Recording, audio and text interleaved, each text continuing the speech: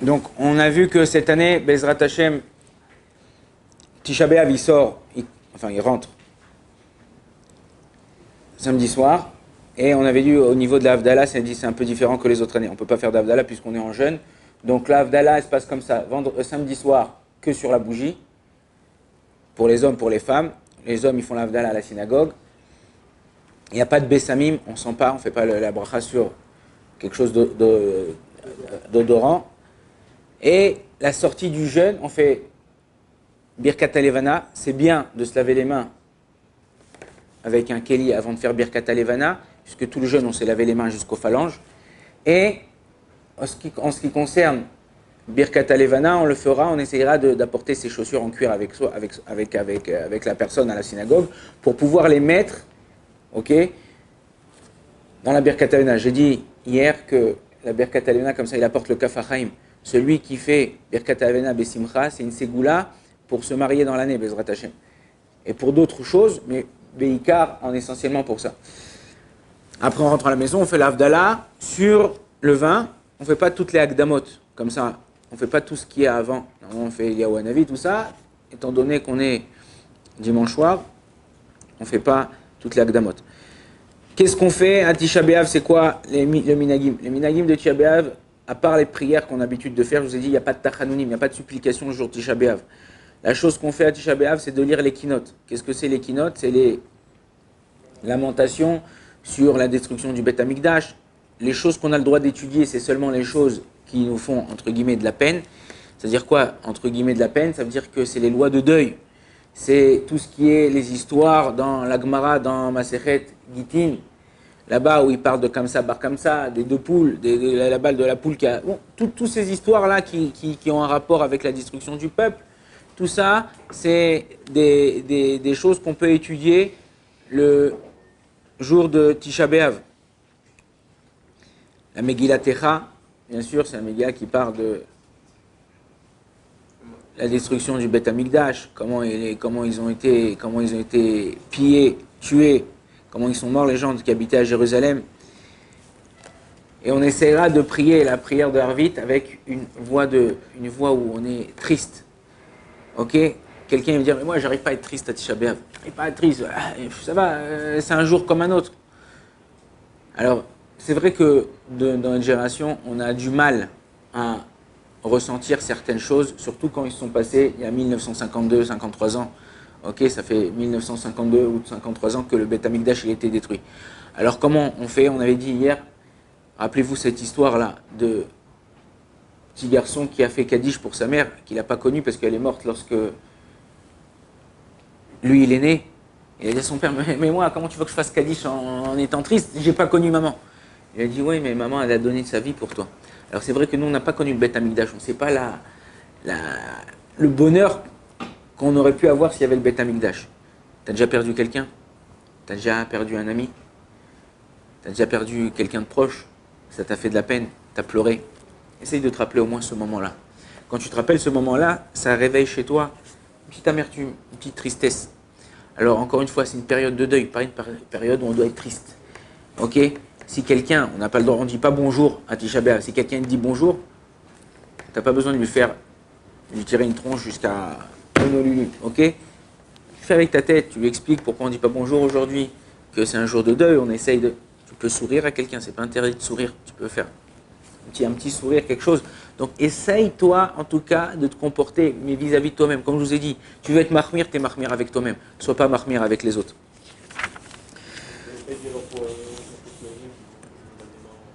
Ouais, ça on va voir. Ok. Au moment où on annonce à la synagogue la date de la destruction du Beth Amikdash, c'est à ce moment-là, en général, qu'on fera la bracha de Boré Meoré Haesh. Et en général, au niveau des lumières dans la synagogue, on allumera moins de lumière que d'habitude. Pourquoi? Pour te mettre dans l'ambiance.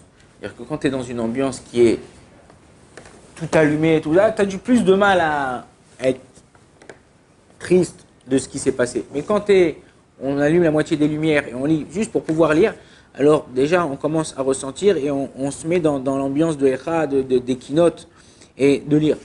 jour de Tisha B'Av, on ne va pas voir un film, on ne regarde pas tes posts Facebook ou Instagram, Instagram, tout ce que vous voulez, je ne sais pas. On est là, on étudie, on essaye, tu es fatigué, tu vas te reposer. Les maris, les femmes, beaucoup de femmes qui nous appellent, sont enceintes, je jeûne pas, tout ça, ça dépend. Déjà, avant tout, je pense que vous avez un médecin qui vous connaît. Ce médecin-là, c'est important que vous lui posez la question. N'attendez pas, il y a des gens qui t'appellent le jour du jeûne le matin. Oui, voilà, pourquoi vous attendez la dernière minute? Attendez pas la dernière minute. Il y a la chote, elles sont claires. C'est un jeûne qui est obligatoire pour tous. Vada est que quelqu'un qui est malade, quelqu'un qui a même le corona, comme ça ils ont été possèques, les décisionnaires de notre génération, par rapport à des psakim, du Gaon de Vilna, d'autres psakim qui ont été apportés au moment où il y avait le choléra, tout ça, qu'une personne qui est malade, même qui a les symptômes du corona, il ne jeûnera pas du tout. Ah, mais je me sens bien. Pourquoi? Chas Shalom, ça peut aggraver la chose. Si tu sais, tu te connais, chacun il se connaît, ok? Chacun il sait quand il est malade, quand il a mal à la tête, quand il est pas bien, jusqu'à où ça va. Il y a des gens, ils savent qu'ils ont mal à la tête, ils ont une petite migraine, ils vont s'allonger, ça va passer. Il y a des gens qui savent que si ils mangent pas tout de suite ou ils boivent pas tout de suite, ça va empirer, et après ça sera très très très difficile de sortir de la situation où ils sont. Alors tu appelles un rave, en général il te permettra de manger. Pourquoi? Parce que c'est une situation qui est délicate, il y a des gens qui ont de graves problèmes.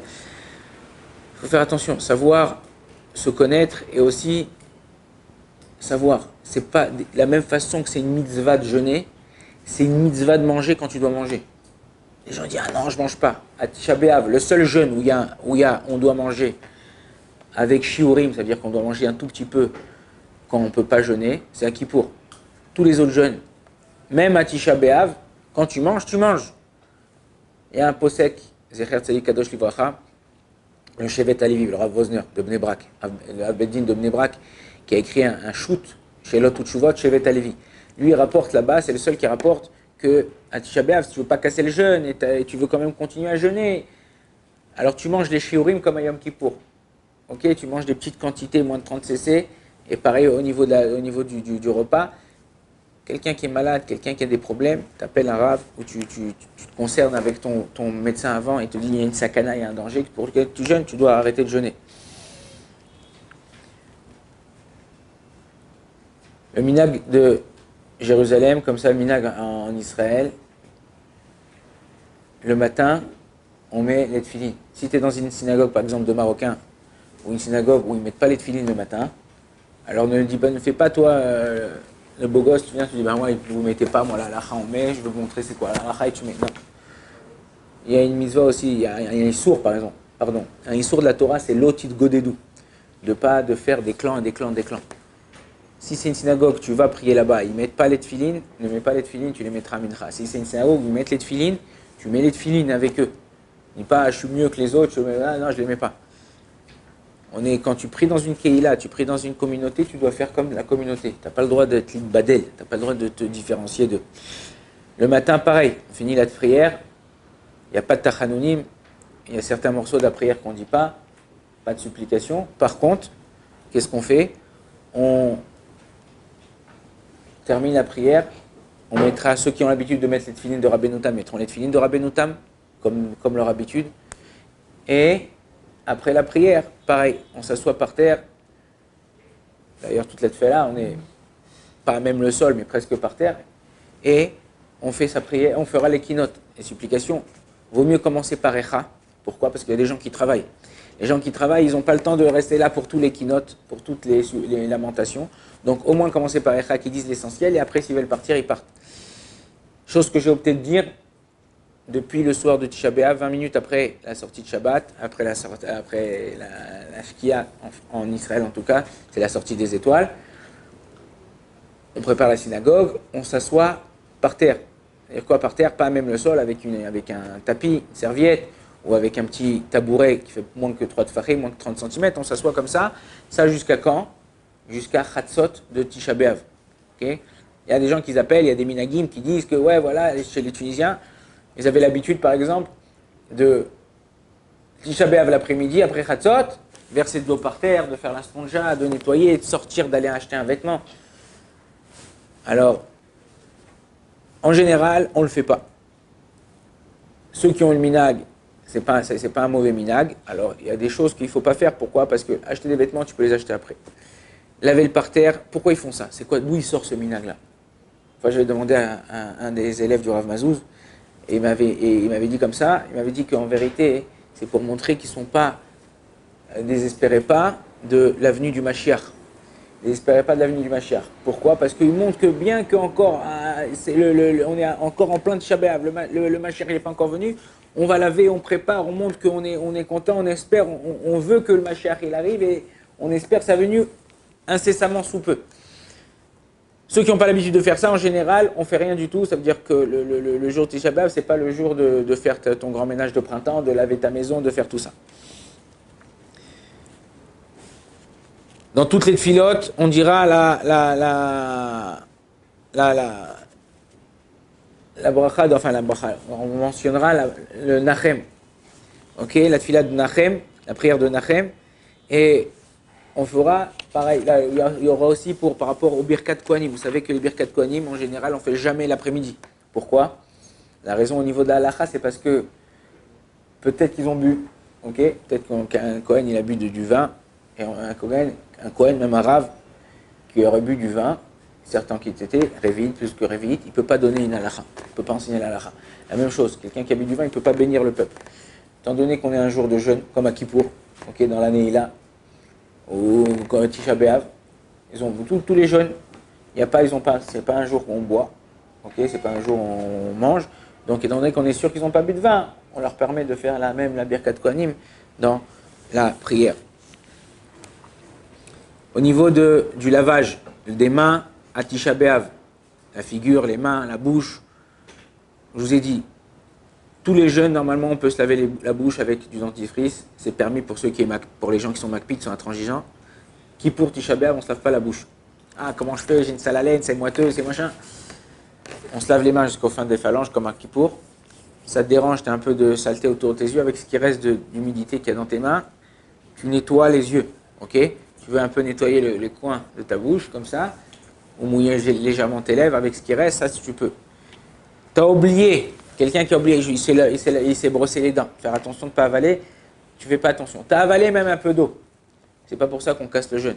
Le Shulchan Aruch dans Siman Tavkuf Samechet, dans les Chot Ta'aniot, là-bas il dit c'est pas parce que quelqu'un il a mangé de l'ail, il a une mauvaise haleine, mais non, tu lui dis c'est bon, tu as mangé de l'ail, c'est bon, de toute manière tu as une mauvaise haleine, continue à manger de l'ail. Non. Tu as mangé quelque chose qui a une mauvaise odeur, ne continuons pas à manger cette chose. La même chose, un jour où il y a un jeûne, tu as mangé quelque chose, c'est pas à cause de ça que tu as cassé ton jeûne. Et là, une ken, tu as mangé une grande quantité, mais même là, tu continues à manger. C'est pas ça, c'est pas j'ai mangé, alors je continue. Non. Quand le tzibour, il est en détresse, quand le tzibour, il est en deuil, quand le tzibour, il est triste, on doit être mishtatef, on doit s'associer avec eux. À tel point que la Gemara, elle nous dit comme ça, toute personne qui s'associe à la détresse du tzibour, à la détresse de la personne qui est en deuil, Akadosh Baruch Hu, il lui donnera de se réjouir avec cette personne-là. Dans notre cas, c'est se réjouir de la construction de Jérusalem. Ok, donc faire attention à toutes ces choses-là. Il y a une halakha qui est aussi, vous savez que quand quelqu'un, j'ai pris quelque chose à manger, j'ai oublié incessamment, j'ai oublié que c'était le jeûne. Dans un jeûne normal, on mange un petit peu, on goûte un petit peu, on met de côté. Pour pas que la bracha soit levatala, la bracha c'est deoraita. Il y a une marloquette pour Tisha B'Av. Le Rav Ovadia il dit qu'on peut, même à Tisha B'Av, si tu as fait une bracha, tu dis oh mince, Tisha B'Av. Tu parles pas, tu n'as pas le droit de parler, mais hop, tu manges un petit morceau, un tout petit morceau et tu mets de côté. Kippour, on peut pas. Kippour, c'est karet, c'est deoraita. Ok? Rav Moshe Levi, il est mahmir à Tisha B'Av et il dit que même à Tisha B'Av, quelqu'un qui a fait la bracha, il ne pourra pas manger. La prière, elle est en général exactement plus ou moins comme elle est au niveau de la semaine. Il n'y a pas quelque chose de spécial, si ce n'est que rajouter Anenu, Nachem, dans Birkat Yerushalayim, Boni Yerushalayim. Quelqu'un qui a oublié, il pourra la rajouter là-bas entre Retse et Modim. Bediavad, s'il a dit dans Shomea Tefila, c'est bon. Et s'il a oublié complètement, il pourra la dire avant Elokai Netzor, avant la fin de la prière. Ok? Ça, c'est pour les rajouts dans la Tefila, au niveau de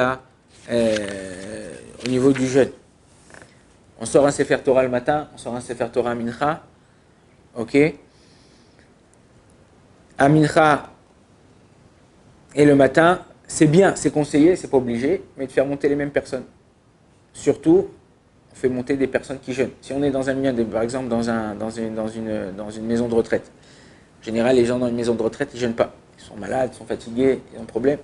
Donc là-bas, hein, on ne peut pas m'en faire monter. Il faut que pour faire monter quelqu'un, pour pouvoir faire monter quelqu'un ou sortir le Sefer Torah, il faut qu'il y ait au moins 6 personnes qui jeûnent. Rov minyan. La majorité du minyan, dans ces cas-là, on pourra faire la bracha. Au niveau de Sim Shalom, quand le Chazan il fait la Chazara, il dit Sim Shalom normal. Il y a des gens qui ont l'habitude de changer le Sim Shalom, Mishuma, pendant le jeûne. On ne fera pas ça. Un endeuillé, il ne montera pas au Sefer Torah pour le maftir, ok, à Tisha B'Av. C'est qu'un endeuillé, il ne monte pas à la Torah pendant les 7 jours. Quand je parle d'un endeuillé, pendant les 7 jours. Les Ashkenazim sont markmirim pour la tfila ou pour certaines prières, de ne pas faire participer l'endeuillé. C'est-à-dire pas participer, il participe, il fait partie du minyan. Nous, les Sfaradim, c'est seulement pendant la période des Shiva.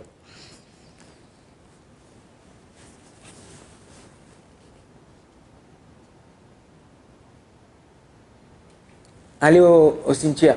Le minag, c'est après la prière du matin, la Tisha B'Av, on monte au cimetière, pèleriner nos défunts. Ok? En général, on évite d'aller au cimetière l'année. On ne va pas au cimetière l'année comme ça pour rien du tout, tout ça à cause de plusieurs problèmes. Il y a beaucoup de ce qu'on appelle des clipotes, beaucoup de mauvais esprits dans le cimetière, des mauvaises neshamot. Ces mauvaises neshamot, ils s'accrochent sur notre corps. Ils essayent de prendre la gdoucha qu'on a sur nous.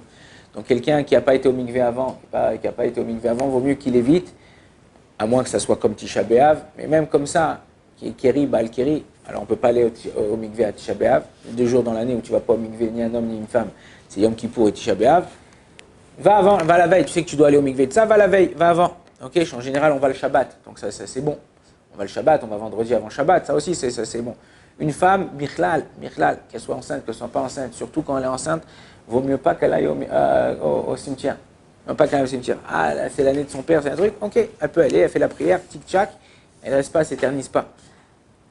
Le problème, il y a des gens qui appellent, le problème c'est d'aller 2 fois sur la même tombe. On ne va pas 2 fois sur la même tombe, on ne dérange pas 2 fois un mort. Mais si je vais là-bas, j'ai mon oncle, ma tante, mon cousin, j'ai plusieurs personnes à aller voir, j'ai le droit d'aller voir plusieurs personnes. Pas s'attarder. Tu fais un, deux Teilim, ou tu fais la Hashkaba, tu fais ce qui est si vous êtes minyan, et tu prends ta voiture, tu t'en vas. Kohanim, les Kohen, c'est interdit d'aller au cimetière. Un Kohen, il ne rentre pas au cimetière. La seule fois où il rentre au cimetière, lo elenu lo alechem, pour l'enterrement de son père ou de sa mère, ou d'un des proches, pour lesquels il s'assoit Shiva. Sinon, il ne va pas au cimetière. Mincha Tisha B'Av, pareil, on sort le Sefer Torah, on fait monter 3 personnes, on lit la Haftara.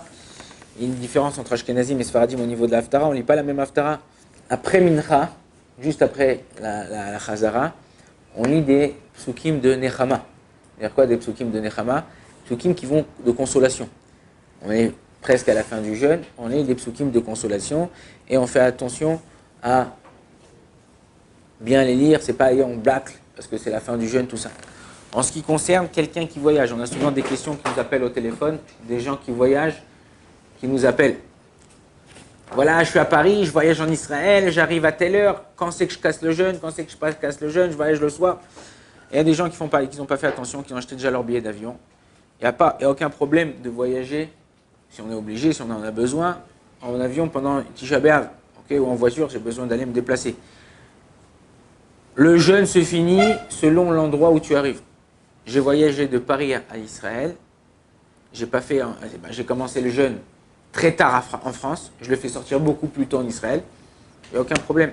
On va selon la sortie des étoiles de l'endroit où tu es. D'accord? Le jeûne, il commence dans l'endroit où tu es, il termine dans l'endroit où tu es. Donc, peu importe, tu as voyagé, tu n'as pas voyagé, tu es parti d'un endroit à l'autre. Quand tu jeûnes, tu fais par rapport à l'endroit où tu es arrivé. Birkat Levana, comme on a dit tout à l'heure, c'est bien de faire Birkat Levana d'une bonne humeur, en étant joyeux. On a dit la ségoula du Kaf HaChaim. Et on dit que c'est bien de la faire samedi soir. Pourquoi samedi soir? Parce qu'en plus de ça, on est bien habillé, on est classe, on fait Zeilin Vanveu, c'est-à-dire on embellit la mitzvah. Mais là, à Tisha B'Av, étant donné que c'est les 9 jours où on n'est pas à notre top niveau, le Ham Israël, donc qu'est-ce qu'on fait? On fera la Birkat HaLevana à la sortie du jeûne. Il y a même dans des communautés, j'ai vu, ils font la sortie du jeûne tout de suite, la Havdalah, ils te mettent un plateau avec du pastèque ou des fruits frais comme ça, pour te détendre un peu, pour que tu puisses faire la Birkat HaLevana avec plus de joie, plus de simra, et que la ségoula, elle marche comme il faut. Au niveau de consommer de la viande. Là, alors, consommer de la viande, il y a une différence entre Sfaradim et Ashkenazim. Pareil pour le vin. Nous, les Sfaradim, c'est jusqu'au lendemain soir. Cette année, Tisha B'Av, il se termine dimanche soir. Jusqu'à lundi soir, tu ne bois pas de vin, tu ne manges pas de viande. Tu veux faire un barbecue, tu fais lundi soir. Ok? Tu ne pourras pas faire dimanche soir. Par contre, au niveau de couper les cheveux, nous, les Sfaradim, on est plus Mekel. On peut se couper les cheveux déjà dès la sortie de Tisha B'Av, tu peux te sortir les cheveux. Il y en a qui vont d'après la Kabbalah qui ne se couvrent pas les cheveux la nuit. Ils se couperont les cheveux le lendemain matin. Les Ashkenazim, ils sont plus marmir au niveau des cheveux et plus Mekelim au niveau de la viande. Ils attendent que le lundi à midi. Donc tout ça, c'est halachot. On a survolé un peu et quelques halachot importantes de Tisha B'Av. Ezrat Hashem, la prochaine fois, on verra d'autres halachot qui nous concernent selon la période de l'année. Bo Adonai Olam, Amen Vamen.